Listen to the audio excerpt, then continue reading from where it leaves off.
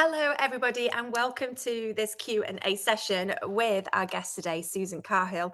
Who, Susan, incidentally, I I only realised recently that I've been mispronouncing your surname. It is, in Oh fact, no, what have you Cahill, been saying? not Cahill. I've been saying No, it's Cahill. Cahill. Cahill.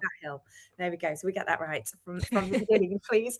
So I have invited Susan along to speak to you all because last year, so 2024, 5 months before the publication of her debut novel, Susan approached me for support with her Instagram account. And you came to me, Susan, with an awareness that Instagram could be this really powerful tool for you to reach your readers, but you're kind of like, I don't know how to use it. And so we ended up working together between June and December 2024. And in that time, Susan, I don't think we recorded the number at the very beginning, which is classic me No. not to record the number at the beginning. But I think we said that you doubled your Instagram following over that 6 month period. And but Yeah. even more impressively, the bit that I love about what we're going to dig into today is that even though when your book came out in October 2024, you had less than 1,000 Instagram followers, you reached, I think it was at the last check, it was over 26,000 people with your launch post. So, one of the things I want to ask you about today is how you did that, because a lot of the writers who I work with are coming to me in a similar position to where you were at when we met in June last year, where you're kind of like, I want to do this, but I don't know how to make it work for me. So just before I let Susan introduce herself in a little bit more detail, I also want to say, because I know she won't say this, that her book has also been nominated for the Branford Boase Award in 2025, alongside your editor, Mika Haugard. Am I saying that correctly? Think Um, so. yeah, and I absolutely loved your book. My son loved your book. We've recommended it to his school. I know we're in Oh, the thank process of you. trying to organise for you to come in and deliver some sort of workshop. And I'm so thrilled that you're here today, because I think, Susan, that you are a really great example of a writer who really took the bull by the horns and said, I know I'm not going to get loads and loads of support from my publisher, and we can talk about why that was in a moment. So, but I want to do what I can. And then you really dove in and gave everything your best shot. And I actually think that the results you got speak for themselves. And this whole series of interviews is very much me bringing authors in who have walked the talk. You know, I can talk to the cows come home about different ways of using Instagram, but the very practical application of that advice is something different. And you have gone away and you have done that. So that's why I'm absolutely delighted that you're here to speak to us all today. So, to begin with, would you just like to say a little bit more about your kind of like journey as a writer and the kind of writing that you've done in the past, and then the book that we worked on the Instagram for last year? And also, I know that you've got another project in the pipeline. You might not want to say anything about that, of course.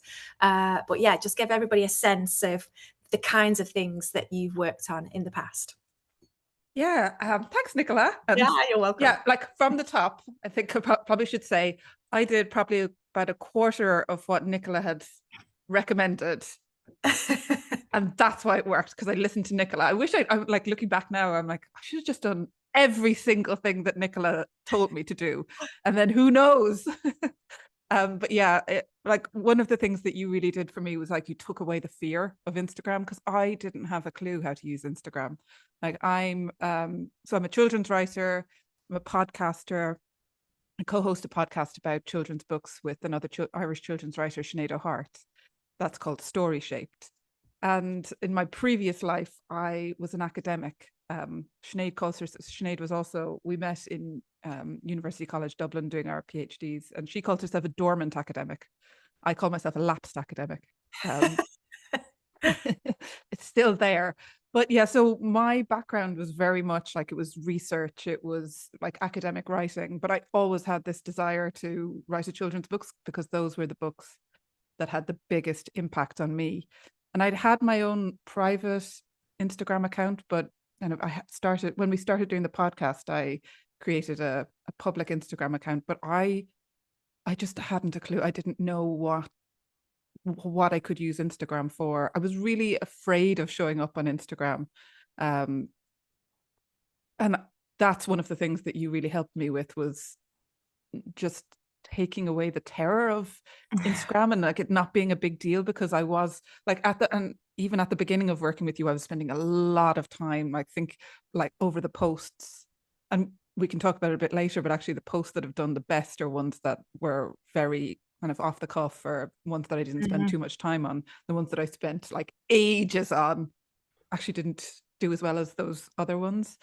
But yeah, but what was really interesting about working with you was just it was, you helped me kind of show up as myself Mhm. and just be completely natural on Instagram, which was, and I could see the effects of that.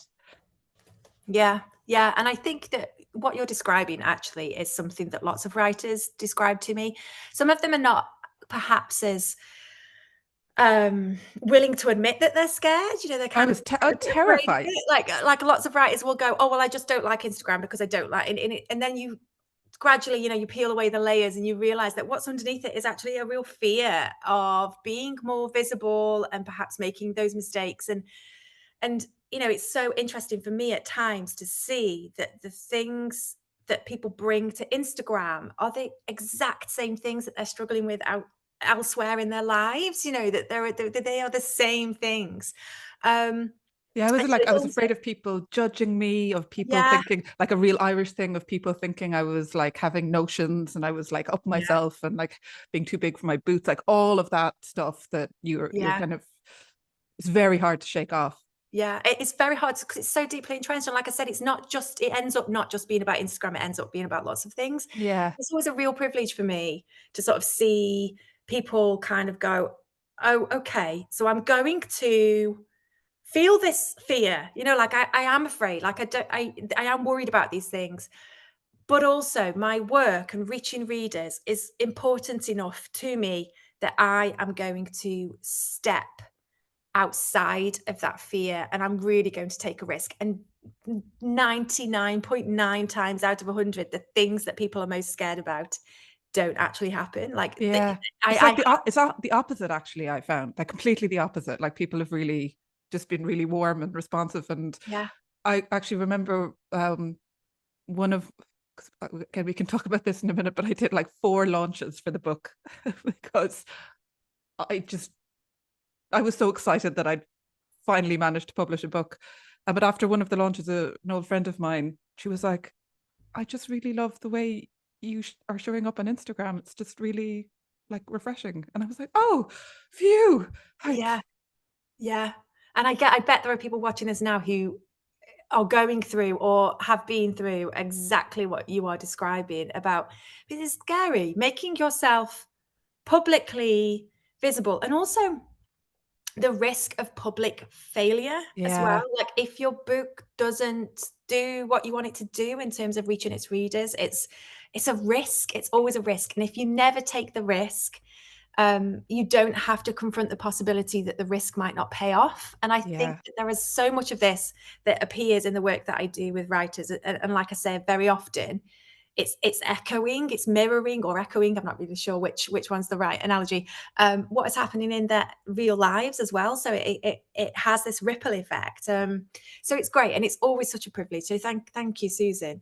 So just before we really dig into kind of like the marketing, then just to give people a sense of what it was you were marketing, what it was you were promoting, and who it was you were trying to reach. Would you like to just sort of tell us a little bit about the novel that you published last autumn? yeah. So The World Between the Rain, it's a children's novel, middle grade fantasy. I can see So it on your top of your yeah, file look, page behind look, you. I've learned marketing skills. I was like, before this, I was like, where can I put the book? So Yes. there it is. Yeah, amazing. And so it's just got the most amazing cover, which was It's designed beautiful. by Holly Ovenden. So I just like, that really helps, having a gorgeous cover, because you're just like, I want everyone to see this cover all the time. Yeah. Um, so yeah, it's a middle grade novel for Readers, I would say 9 plus, but those, and I would say 9 plus plus plus plus, because you can read Yes, until you're 109. definitely. Um, Yeah. and like some I know some people, some kids have read it like age 7, 8. It depends on the individual's reading ability and what they're interested in, but kind of the broad category is like 9 plus. And it's a portal fantasy. So it's a fantasy in which a character, my character is called Marina. It begins in our world, and she finds her way into another world. And those were always the books that I loved the most when I was a child. They were the kind of books that I sought out. So I always knew that was the kind of book I wanted to write. So Marina, when we meet Marina, she's just before her 13th birthday, and she's quite a dreamy, um, introverted girl whose father always said she had this special ability to find doorways into other worlds. But unfortunately, when we meet Marina, it's the first anniversary of his death, and he's died quite suddenly. And she's lost her belief in magic, but she's looking out the window. She hasn't slept all night. She's looking out the window. It's raining, as it nearly always is in Ireland, and often is here. She's staring out the window, and the rain looks strange. Like there's these extra gaps between the raindrops, and she's kind of going, "Oh, is that a doorway into another world?" But no, it couldn't possibly be. And without giving away any spoilers, she will slip between the raindrops into a very watery other world called Ishka, which is the Irish word for water. But I've spelt it phonetically, not in the Irish way. I mean, it's just a beautiful book, and I highly recommend it to anybody. Like I said, I read it and I just inhaled it, I think, in about one afternoon. It was just the most gorgeous book to read. And as you say, one of the themes that's in the book is grief. You know, the main character is Mm, grieving her father. And I want to ask you about the support that you were getting, that you got from your publishers. But I know as well, as a kind of like a sub question to that, that you were advised to kind of avoid talking about the difficult subject of grief mm. in the context of a children's book. And how, you know, like how did that impact on the way that you marketed it, or at least the way that you were initially approaching it? Because I know that a lot of writers have difficult, dark themes in their books, and sometimes, how do I talk about this difficult subject publicly, um, in a way that's not going to put off readers? Because this is always the fear, is a problem that lots of writers face when it comes to doing their marketing. They're kind of like, do I just avoid it? Do I just tackle it head on and risk it putting people off? So I suppose there's two parts to that question then. The first part was that, what is the kind of marketing support that you were expecting to receive from your publishers? And then also, like a little bit around, how did it feel to be told that one of these main themes that's so crucial to the book was something that you shouldn't, in quotes, talk about? Yeah. Okay. So I'll start with the marketing support. So Yeah, my publisher, Everything with Words, the fantastic publisher. They're very yeah, small publisher, so they don't have the resources to give their authors a lot of mm, marketing support that a bigger publisher would be able to do. So I knew that quite early on, and that's why I reached out to you. And I also reached out to Casey Sadler to help with marketing as well. So I knew I'd need, because I haven't a clue about marketing, and mm, marketing always felt really alien to me, especially I think having been like an academic and have worked in research and academia. I didn't really know what the skills were, or like how I could communicate what the book was about to an audience. And it's also tricky because the audience for my book is children, and children are yeah, not, or should not be, on social media. yeah, I hope not. Bigger question. Yeah. Um, but yeah, so I knew that the publisher wouldn't be able to support me. And I'd worked so hard on this book. It had taken, like, it was a real, like, passion project. And by the time I had, like, the manuscript, just before it was going to be published, I was so proud of the book that I'd written, and it had taken a long time. So I was like, I really want to give this book everything that I can. So yeah, I reached out to you, and then later reached out to Katie because I was like, I'm going to need help with this.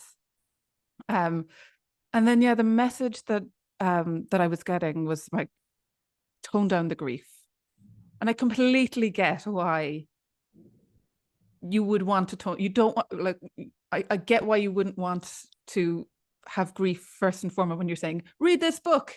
It's really sad. It's about grief, but at the same time, like the book is about grief. Like it is, like that is from the first page. You know that Marina's father has died. That she's not really dealt with her feelings around that, and like, and I think any reader, and it's interesting, because the message I was getting was like tone down the grief, and I was trying to do that.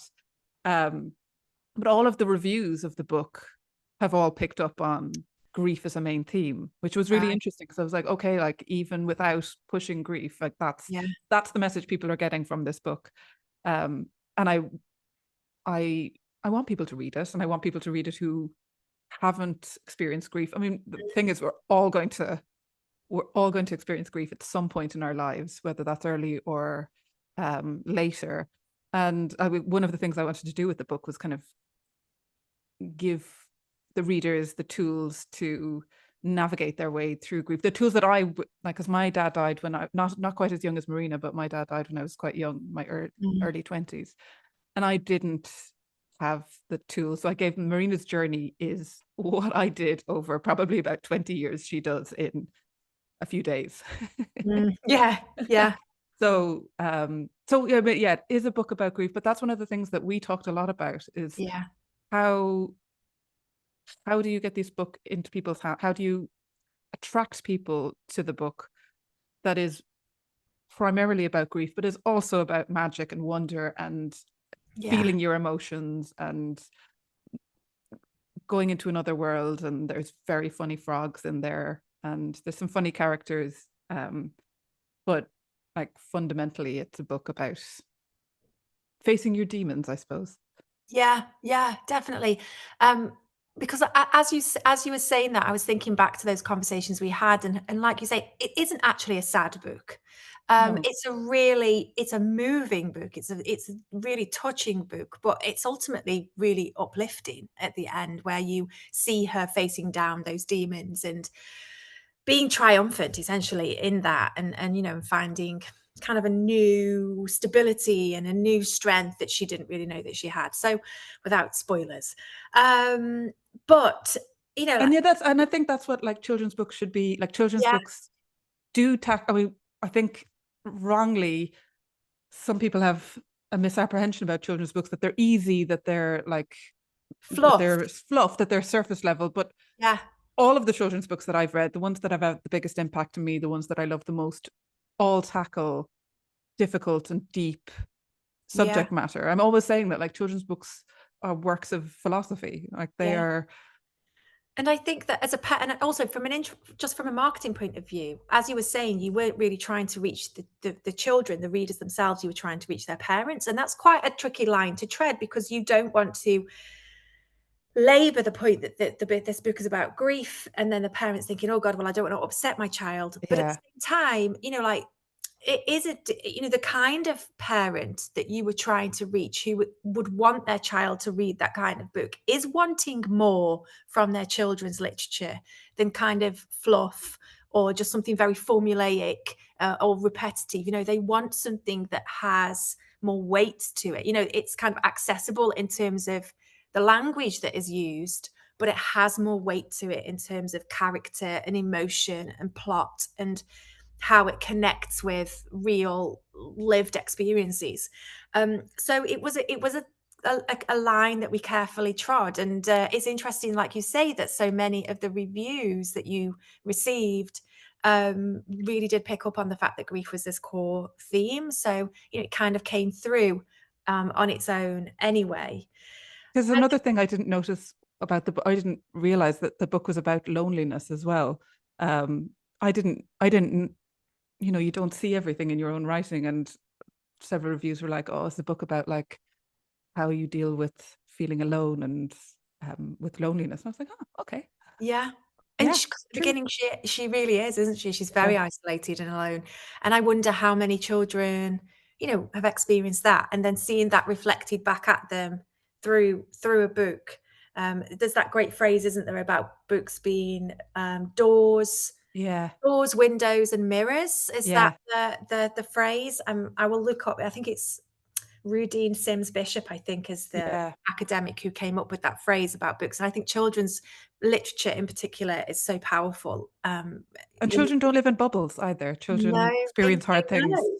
They know. They bring their own understandings to things. And I think sometimes that where we fall down as adults is thinking that they don't notice things, and then we leave a gap that they then fill with their own kind of understanding that in some way is disconnected from reality, because they just fill it with something. They need to fill that gap with something. So books like yours, which deal with difficult things but in accessible ways, can step into that gap, I think, in Mm. some respects.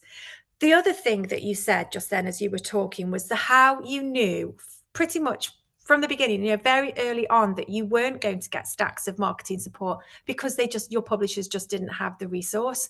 And it is so nice to hear that that was communicated to you early on, because I hear from so many writers whose experience is very different, where they get promised things that then don't materialize. And I think that is such a difficult position to put authors into. So, that you knew quite early on, Susan, we haven't got the budget, so you are going to have to drive some of this forwards. So, what sorts of things? I mean, this is a big question. So, you could just pull out a couple of things. You don't need to tell us everything. So, other than Instagram, because, we can talk about Instagram specifically in a second, but other than Instagram, what sorts of things did you do in order to reach the buyers who were going to buy this book for the readers of this book? Well, I think probably one of the things that's been, I think, the most impactful is school visits, like actually going into schools and doing assemblies or workshops. Like one school I went to bought 100 books. Oh, wow. It was amazing. And like I was sitting at a table and then it was like 100 kids. I felt like a celebrity. It was like, this is amazing. And it was a school that I don't think had many authors come to visit. So they were all really excited. And like the fact that someone is writing their name in a book and they've got a book is, it's been amazing. So again, my publisher has set up some school visits for me, but most of them I've set up, and I've set them up through um, like through connections. Like Yeah. friend has kids in the school, and or my went to my son's school and my son's cousin's school. So that's that's been great, I think, in terms of sales. I mean, I've contacted loads of schools, but the ones that have been most successful, the ones that have followed through, are ones where I have a kind of personal connection with Yeah. someone in the school. Um, what else did I sent books out to, like, I contacted some people who I thought might be interested in the book or who had kids the right age. Like Mm, this is kind of Instagram. Um, this was primarily through Instagram, but not always. And I sent copies of the books to them, and sometimes those people, some of them had quite like large followings, and they would like post about the books. That was amazing. That was really helpful. My publisher was brilliant in terms of like what the publisher did was send out the book for reviews and for prizes. So I knew that I didn't really have to work on, like I didn't, finding reviews was not my responsibility, and the publishers got some great reviews. I mean, the Irish papers have really gone behind the book, and they've reviewed, like the Irish Times gave it an amazing review, which was brilliant. And my publisher got a 3-page spread in Teach Primary magazine, oh, which was amazing. brilliant. It's gorgeous as well. Like there's 3 pages, there's the illustrations, and a primary school teacher is writing, it's like a 3-page article about all the ways in which you can use my book to teach primary school kids about, and interestingly, grief wasn't, like, it was there in that, but it was more about kind of water, and they had a really cool idea for my class project to like use wax and water to make a kind of watercolor landscape picture. So there was some really creative ideas in that Teach Primary. Yeah, so the publisher was like great on reviews, entering the book for awards, getting the Teach Primary, and like reviews from bloggers as well. But I contacted people in my network or people Mm, who were recommended to me to send the book to them. Um, it was really interesting because before working with you, probably wouldn't have had the confidence to send the book out. But the more I like reached out to people, the more I kind of understood that people are like there's so much goodwill there. And mm, most of the people I reached out to were like, yeah, absolutely. Like in terms of like accepting a copy of the book or doing an Instagram live with me or doing some kind of event. Most people were like, yes, let's do that. That sounds really great. And I've got a few yeah, more that I lined up that I need to kind of follow through on. Um, but the people, like, I don't think I understood beforehand that like you just need to ask. If you ask, you're not losing anything, and also you've got everything to gain because someone will say, "Yeah, that sounds yeah. great. Let's do that." And isn't this, I feel like this is like such a clear illustration of what we were saying earlier about the things that we have in our everyday lives that show up when we come to market our books are the same things. Because Yeah, I think for lots of people, women especially, asking for help and also being willing to accept help that is being offered is really hard. Like, I think yeah, we've internalized so deeply this message that, well, no, you're supposed to be able to do this on your own and not need anything from anybody else, just crack on, that it then gets in the way of when you sort of when you only look at it intellectually, it's obvious. Of course you would reach out to your network. Of course you would reach out to other people. But on an emotional level, on a nervous system level, it's actually really quite scary to do that and really quite, and it requires you to sort of confront maybe deeper stories that you have been telling yourself, that other people have been telling you, that society tells you, about whether or not you're allowed to ask for help. So it's a really great example of that, I think. And this idea of using your existing network, I think is a trick, if I can call it that, which so many writers overlook, because within your kind of like everyday friends and family network, there are going to be people who want to support you, but also on social media, and this is one of the ways in which using social media, I think, can be really powerful. You can make connections with people that mm, don't have to be really like deep, meaningful, long term connections, but that mean that they go, yeah, of course, like send me a copy. I've got kids who are the right age to read this. Send me a copy. And if they like it, I will share it on my stories, or I might even just share that I've received it and help you yeah. in that way. And even that, it's like your book cover shows up on someone's Yeah. Instagram stories, and they say, Yeah. "I've just got this." Like Stacey Heal was amazing. Like Yeah. she put it on her Instagram stories, and she said something really nice, which was, "There's lots of books about grief for younger readers, but I haven't seen that many middle grade books, and here's one." Yeah, And I was like, that's "Oh, right. thank you. So That's when you amazing." get that match-up, that Yeah, that match-up of the relevance of the person that you're sending it to, because that's important, uh, that people don't just kind of like ping it out to people with massive followings, for example, but who why would they read that book? Like, what is in it for them to sort of even read that, sort of open that book? Um, but where there is cross, sort of overlap, then it makes perfect sense to do it. I'm always very, very keen for writers and authors to understand this, that most people actually really want to help. Like yeah. No, that sometimes was people want to help but don't have the time, so they will turn you down just because they're too busy. But most people want to help, Yeah, and it like a great example of this was like Caro Giles, who was amazing. Like I reached out, I read her memoir, loved her memoir, yeah, knew that she had children like the right age who liked reading, and sent her a copy. And asked her whether she would be interested in doing an Instagram live, because she'd also talked about the importance of reading to her children in her memoir. And she said, she was like, yes, let's do that. That's great. It was such a lovely conversation. And didn't her And daughter write a review? Did her she write daughter wrote a she review, wrote a and really beautiful review, didn't really she? beautiful Yeah. review that made me cry. And yeah, and she said that her daughter really, really loves the book. Yeah. And you're just like, oh my God, I reached one reader. One reader loves it. Like Yeah. And that's all and you for an need. author, that feedback, it is important. Yeah, It is important. The other week I spoke to Hayley Dunlop, who's got a rom-com coming out in the summer this year. And she was talking about, and I think this is what you're basically describing, is thinking about marketing in terms of two strands.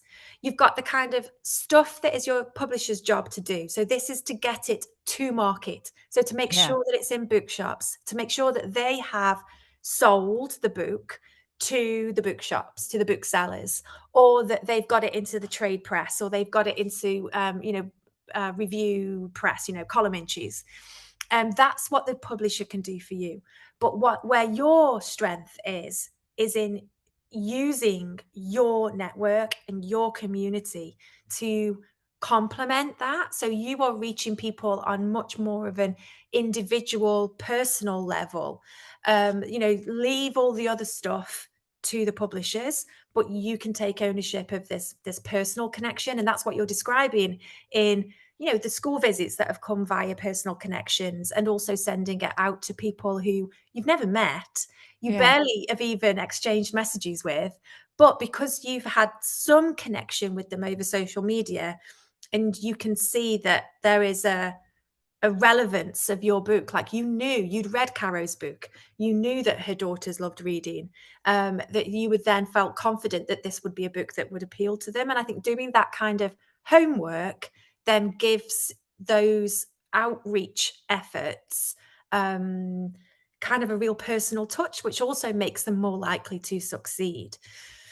So one of the other things that I wanted to ask you specifically about was the fact that when it got to launch day, you had this beautiful animation which your publishers put together for you.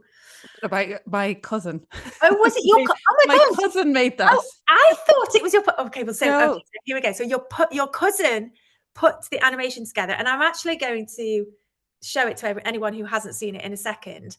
And at the time, I seem to remember that you had about 900 and something Instagram followers at the time, but that reel reached at the last count over 26,000 people. So, and I think this is another example of the network effect of using social media. So, in a second, I'm just going to share my screen so people can see the reel, first of all. And then I want you to talk through, well, how did that reel end up reaching so many people? Because I think there's some little gems in there that people could themselves go away and do. So, give me a second. Let me get it up on here. And then I will, I'm not going to put the sound on. So I will just show the reel itself. I'll just share my screen.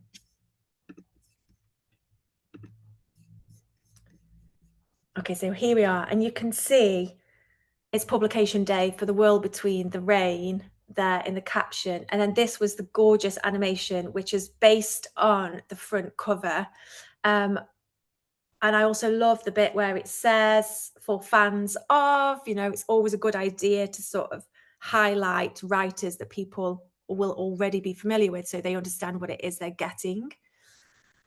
Okay, so that is the reel. So let me stop sharing now. So Susan, how did you reach 20? Hang on, let me look at, see how many it's up to now. Let me have a look. 26,500 people it's up to now. And a lot of those views came in that initial week, because I remember watching it tick up. So how did you do that? Well, so the animation was brilliant. Like, my cousin Yeah. did that. He's a director, film director. He works in advertising, and he was like, "Can I help you in any way?" And I was like, "What can you do?" And he said, "I can." He's like, "Well, I could animate your front cover," and I was like, "Yes, yes, please do that." So he made this great little animation. It's really short as well, which I think helps. Mm-hmm.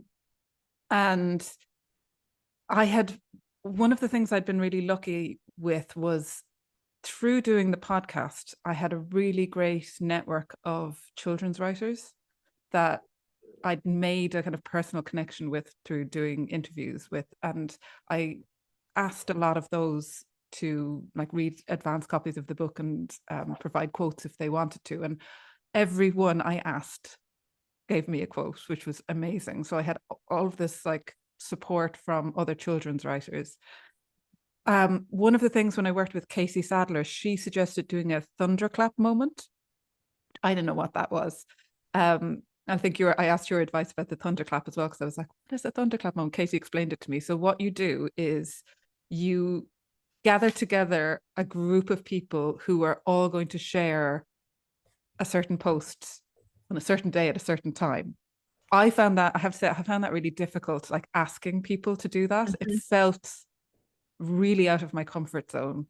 Um, but I did it, and I asked like a lot of the people who'd given me quotes, as everyone, all of my friends and family,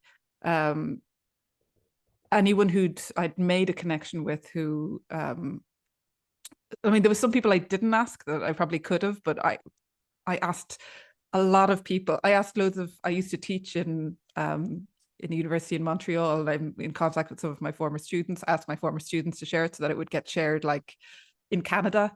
Um, so I had this great group of people that when the reel came out, I was like, I put them into kind of a few different groups, like chats and Instagram, and I was like, okay, this is out. Can you all share this now?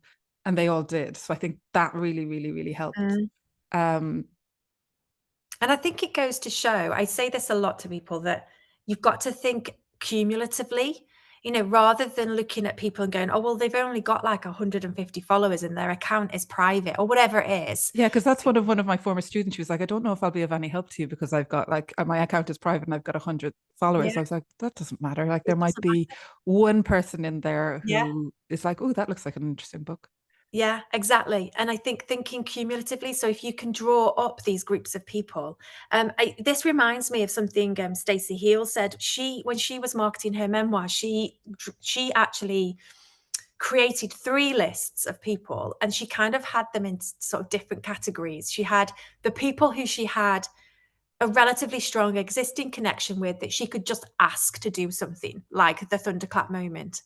She had a second list of people who she wanted to approach a little bit more cautiously, perhaps had a very tenuous link to them, or a very sort of lukewarm relationship, and perhaps met them once somewhere along the way, that she wanted to approach in a more kind of like personalized way.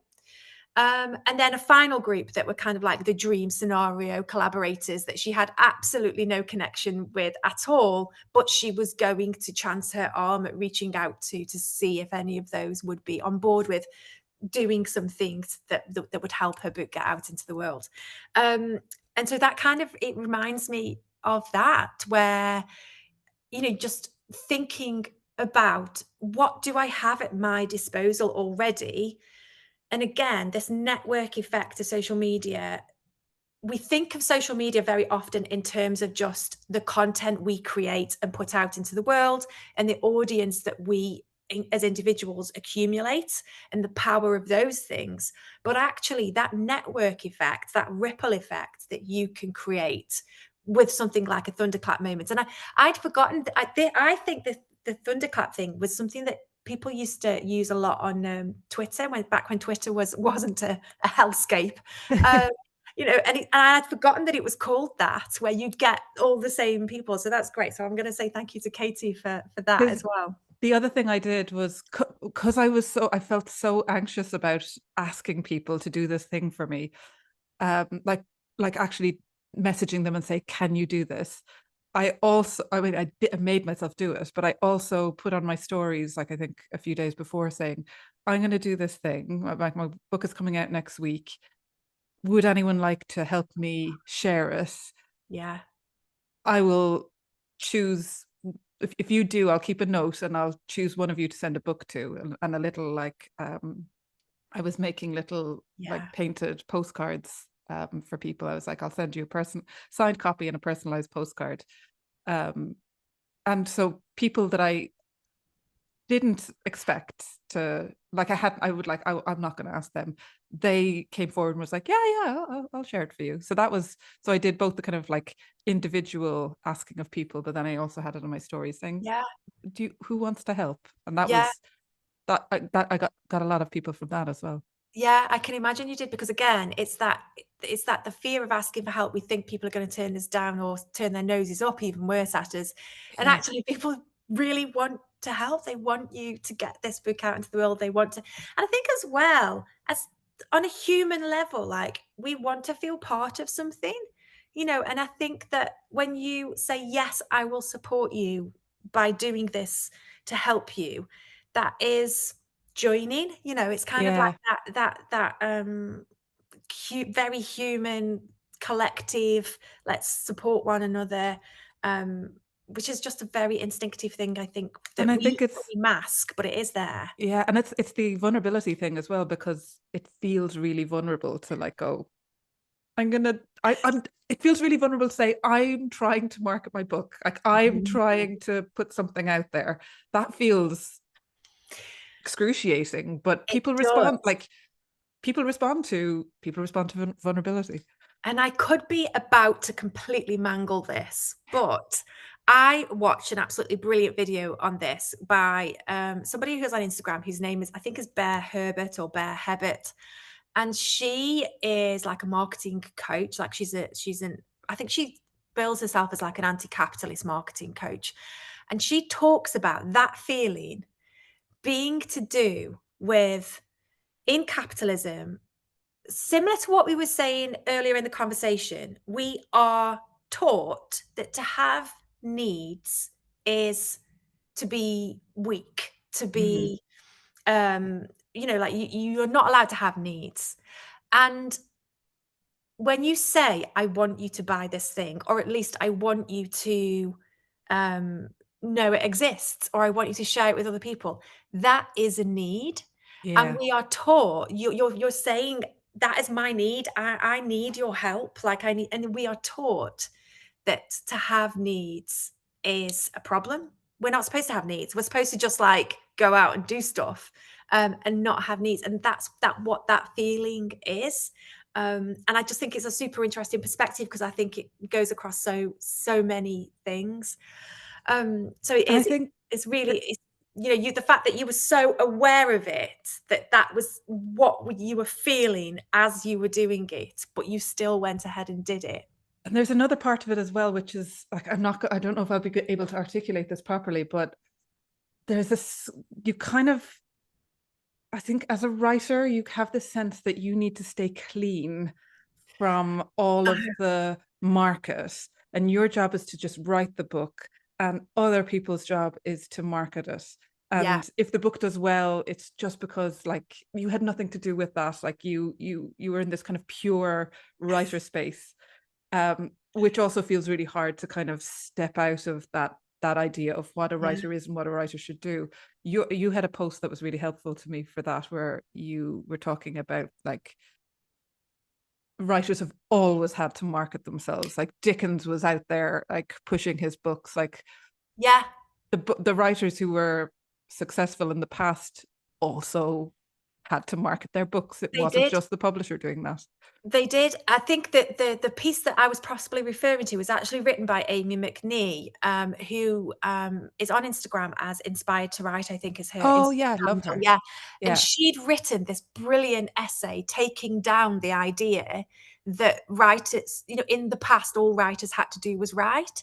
And she Mm, like literally looked at like Beatrix Potter, Charles Dickens, Ernest Hemingway, like these huge, canon writers who had to do things to market their books. And no, they weren't on social media because social media didn't exist. But they would go, they were self-funding lecture bookstores. tours and Yeah. yeah.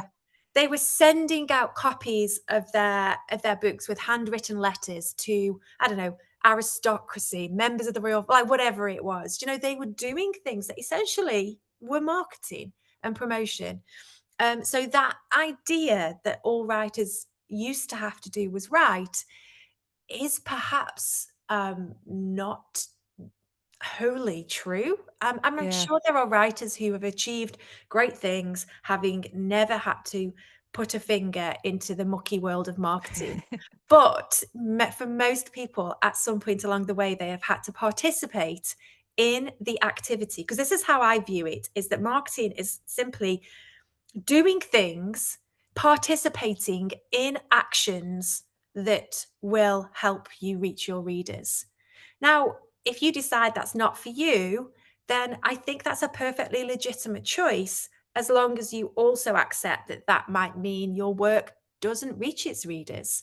And when you have spent, oh my God, months, years creating something that you are proud of and you've poured so much of yourself into, to me, it feels devastating to consider that that might never reach its readers. Like, I would be far more devastated if something I put out into the world just never got read Yeah. than, Yeah, I you know. had this real drive to be like, I worked so hard on this thing and I Yeah, want to help it. Like I want yeah. to make sure it Almost does. the work deserves Yeah. the effort. And the other thing I think is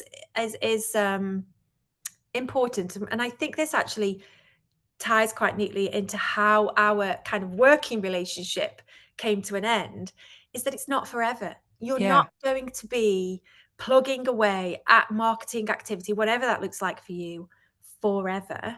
Yeah. Because it So does take, like, it is time consuming. It does yes, take absolutely. quite, although having said that, like the posts that did better were the ones that I didn't spend as much time on, which is, It's always the way, always the way. And I think that, that's the decision that you came to ultimately, wasn't it? Like, we got to yeah. Christmas because we wanted to take advantage of people buying books for Christmas presents. And then, well, you talk us through, like, where are you now at in terms of being present on, being visible on Instagram compared to, the heights of when you were marketing your book? Like, how does that now look different? Yeah, it's a lot different. I'm on Instagram a lot less, and my main activity on Instagram at the moment, because I've been like working on a new project and I wanted to like give time to focus on the writing. But I'm still doing the podcast, and actually, we put the podcast on hiatus last year, so we started up the podcast again. So my main activity on Instagram at the moment is promoting the podcast. So there, there's usually 2 posts a week, which is like when the episode comes out on a Thursday, there's a little Instagram tile with the photo of the person we're interviewing in their book, and I share that to stories with the link. And Mm, then a few days later, depending on how organized I am, there is also a little reel of a little clip from the episode, like a video. We don't release episodes in video, but I always release a little, if the author is happy with it, a little video clip. So that's, and then I'll share if anything comes up to do with the World Between the Rain, I'll share that. Um, there are some posts that, because having gotten me into the kind of a new mindset around Instagram, there's some posts that are kind of building up that I'm like, oh, I'd like to share something. Like I really want to share a video of all of the places that inspired the World Between the Rain, because I've loads of video footage of yeah. rain, which I must do something with. Your marketing department did a My fantastic marketing, job. yeah, like releasing a book called The World Between the Rain in October was a really good idea, because my marketing department, the weather really like stepped up. Yeah, absolutely.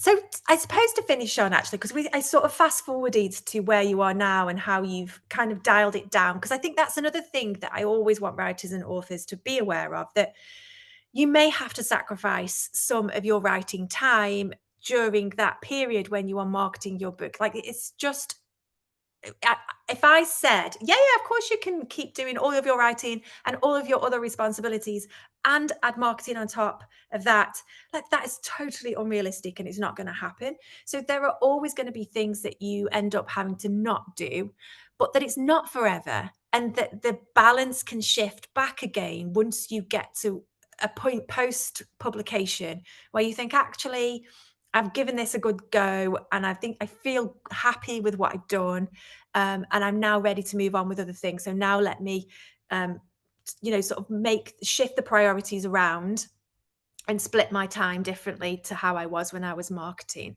So we sort of fast forwarded to talking about that because I do think it's important to remember that. But the last question then, so I want to end on is when you were marketing. So we have touched on this, but perhaps we could go into it in a little bit more detail, especially as you've mentioned that the things that you did off the cuff were the things that really perform better. Like, how did your use of Instagram shift during that period of marketing your book? Like, from what were your what were the assumptions that you came with about how you should be using Instagram versus what you found actually worked for you and for your audience? Yeah, my assumptions were that I had to, like, any content that I put out on Instagram had to look really professional. And Mm, like, so at the beginning, I was spending loads of time. Like, I taught myself how to use Canva, which is like fantastic. Like, that's been a lifesaver. But I was spending ages like making these like complicated reels that took me forever to make. And then you put it up and then you'd be like, oh, nobody cares. um, so I got a bit faster and I got a bit more kind of like, oh, I'm just gonna just put something up and see what happens. So I got a bit less precious about what I was putting up. mhm. I definitely got less precious with like, so initially I was like, well, if I show up on Instagram, if I show my face, I have to have like, wear something nice, full face of makeup. Like I have to look professional. Let that go. Yeah. That was really helpful because I was like, oh, I have an idea. Like it's raining outside. I'll just go out into the garden and take a little talk to the camera. I've no makeup on. My hair is not Mm, brushed. That was really freeing, actually. That was really like, that was really good for my vanity, was to just like show up as like authentically myself.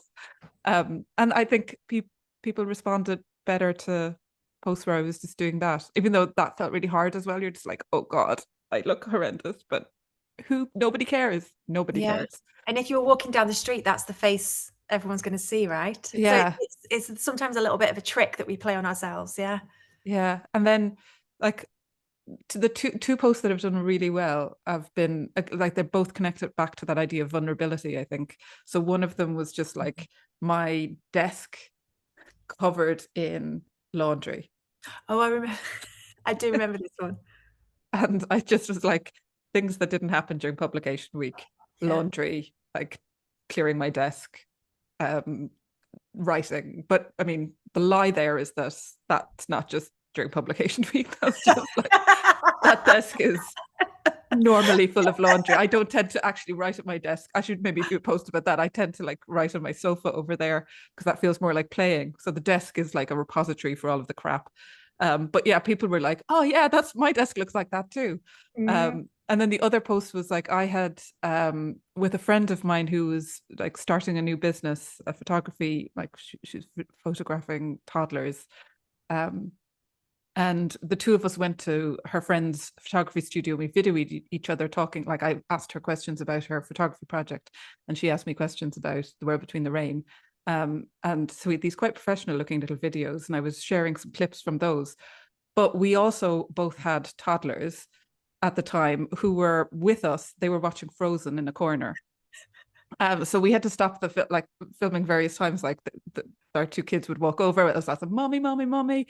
Like Kai, my son, wanted to climb up, and so I put together just a little reel of all of the kind of bloopers, and that people really responded to that because people were like, "Oh, it's yeah, it's so like." I think writers find it really difficult, like making videos and all of those Mm. assumptions that you have to show up with, like looking really professional, make it really Yeah. professional looking. But people are like, yeah, it's really hard making videos. Yeah, that's what it's like being a working mom. Like, Yeah. yeah, there was something about that that Yeah. I think people were like, yeah, I see I myself there. I see myself there. That is exactly it, that, there's a relatability in both of those posts where people go, "Yeah, I can see myself in this." And that's where that human connection comes in, where it's not kind of like, "I've got a book, come buy my book. This is Yeah, what my book is about." It's about, "Okay, let's connect on a human level over things that we both experience, that we all experience." So there's that element to it. But also,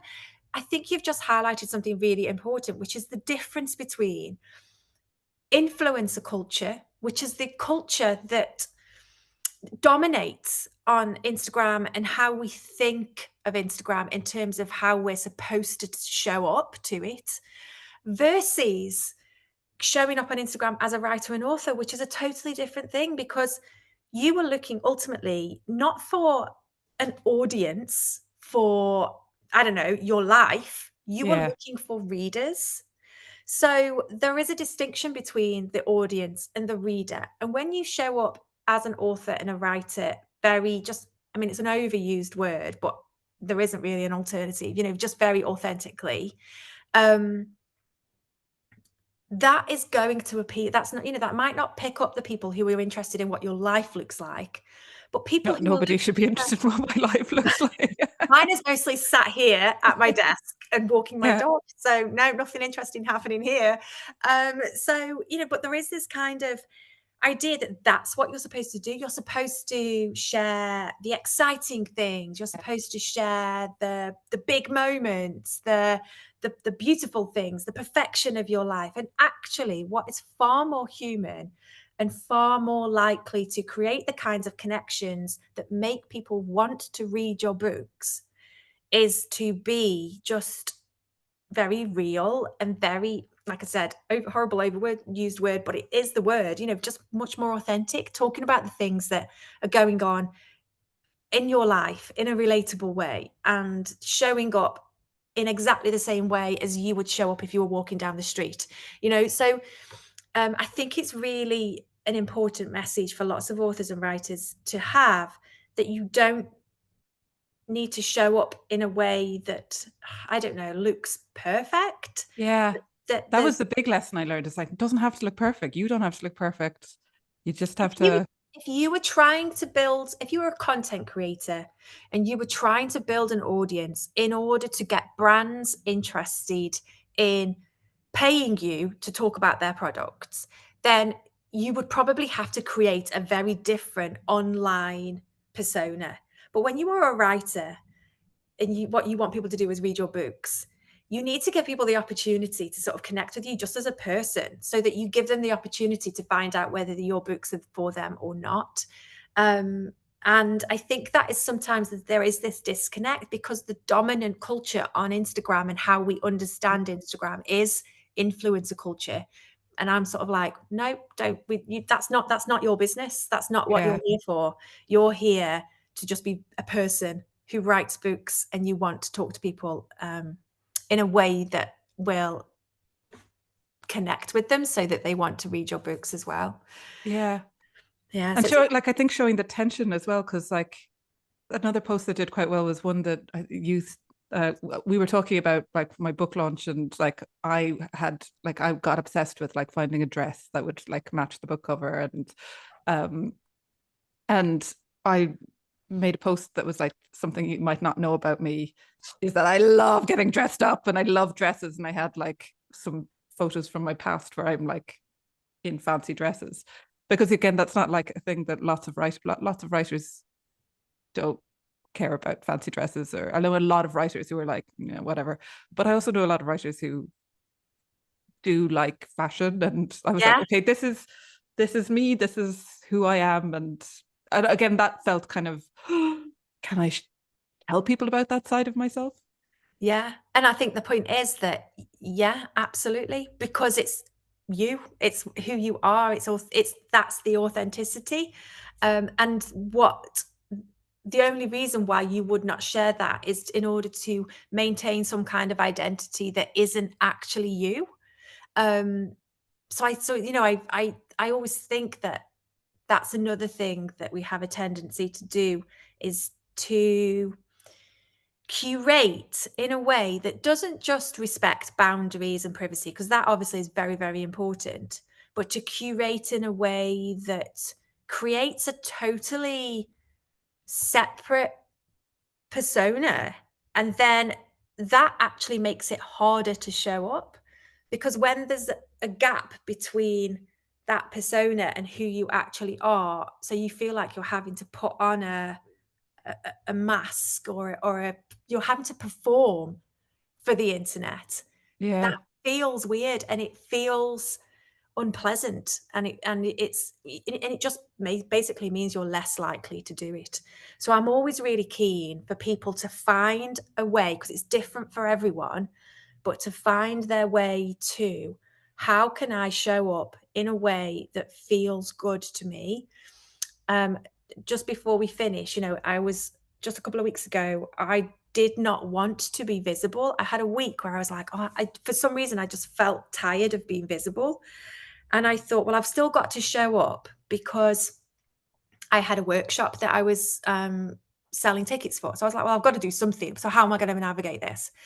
And so what I decided to do was just put out a bunch of posts that didn't require me to be visible. That's Mm. literally how I navigated it. So that was me staying true to myself. I put together some carousel posts, and that was what I posted that week. And I actually went on stories and said, not feeling like being visible this week. So this is how I'm going to navigate it. I'm going to purposely put together posts that respect my desire not to be visible this week. Yeah, because we had a post for the story shaped episode. It was like half term, and we were both like, we had, myself and Sinead both had our kids at home and just didn't have the time. And we were got like, we were like, will we push through and like put out an episode? And we were like, actually, you know what? We're not going to. And I Yeah. put up a post saying, no episode this week because it's half term. We've got small kids. We can't do everything. We do everything for the podcast ourselves. Just Mm, there's no, and like loads of people respond to mm. that going, thank you. Like it's really nice to hear like that you can't do everything. Yeah, I think it's really important. And I think very often the things that we worry about, if we name them, suddenly it gives other people permission to name them too. And you say, I am not clear. Sometimes people are talking about difficult things and they don't know quite how to articulate what they really feel. So name the struggle that you're having to articulate the way you really feel about this. Say, I'm not sure I'm going to express this entirely correctly, or I am nervous about saying this, or, we were going to put out a podcast episode, but we can't because we're too busy this week. Like, name the thing that you are worried that people are going to have feelings about. Yeah. Name it up front. Take away its power. And what usually happens is that people turn around and say, yeah, I get it. I feel exactly the same way, or Yeah. that applies to me, and you've just made me feel better, actually. Yeah. Yeah. So I think it's a really important lesson. You know, we can't pretend that for most writers, the reality isn't that you're going to have to do some sort of marketing activity for yourself. And that can look in a multitude. There's loads of options, so you can choose the ones that most apply to you. But the fact is that you're probably going to have to do something to get your book out there. But it doesn't have to feel weird. It doesn't have to feel like you're pretending. It doesn't have to feel forced or like you're performing. It can feel like you're naming the difficult things, like you are being relatable, you're just sharing moments of your everyday life, and that you're also kind of just connecting with people about things that you care about and they care about too. And I think, Susan, that as your friend said to you, who said, I'm really enjoying your Instagram account, I think it's because you did that. You took it on and you said, I'm just going to have a go at this, um, I'm and just gonna have see a bit of fun and see what happens. And yeah. yeah, and see what happens, because our nervous systems might tell us that it could all go horribly wrong and a lion is going to jump out of the bushes and eat us, right? Because that's the way we've evolved to keep ourselves safe. But the reality actually is, for most of us, most of the time, the worst thing that's going to happen is that we say something and then 24 hours go, oh, I wish I hadn't said that. In which case you delete the post. The delete button is there always Yeah. as an option. So it's been an absolute pleasure to work with you, Susan, and Oh, same.